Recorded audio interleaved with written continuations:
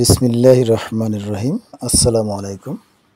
আপনারা আমার ডিসপ্লেতে যে ডিজাইনটি দেখতে পাচ্ছেন, আমরা কিভাবে এই টাইপের ডিজাইন করব আজকে আমরা সেটা শিখব। তো এই ডিজাইন সম্পর্কে যদি আগের কারো ধারণা থাকে তাহলে আমি আপনাদের মূল্যবান সময় নষ্ট করতে চাই না, আপনারা ভিডিওটি স্কিপ করে যাবেন। তো আমরা এটাকে ডিলিট করে দিয়ে আমরা রেক্ট্যাঙ্গেল টুলের মধ্যে ইলিপস টুল আছে, আমি একটা ইলিপস টুল নিব।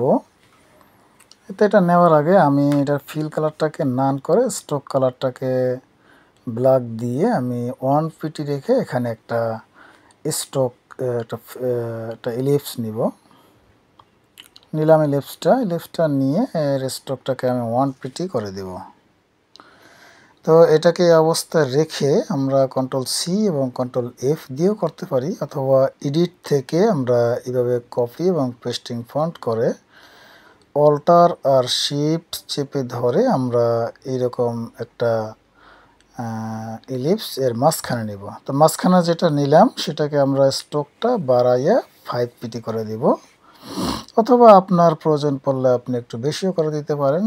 আর কালারটাকে পছন্দ মতো আমরা পরিবর্তন করে নিব। তো আমি এটা দিলাম, দিয়ে দুটাকে সিলেকশন করে আমি অবজেক্টে যাব। অবজেক্ট থেকে মেকে গিয়ে আমি বেলেনে যাব। বেলেনে গিয়ে এখানে এসে বেলেন অপশনে গিয়ে এখানে 4 দিব, দিয়ে ওকে করে দিব। দেন আমি আবার অবজেক্টে যাব, বেলেন থেকে মেক দিলে আমার এখানে এতগুলো রাউন্ড আসবে। আমি সবগুলোকে ধরে অবজেক্ট থেকে আবার পুনরায় আমি এগুলোকে এক্সপান্ড করে দেব।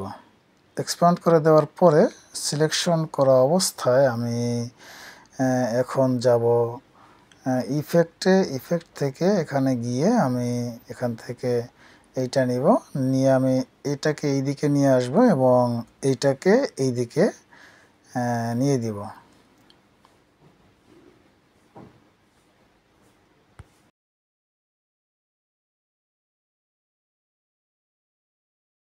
ধরে ডান দিকে এইভাবে বসায় দিয়ে দেন ওকে।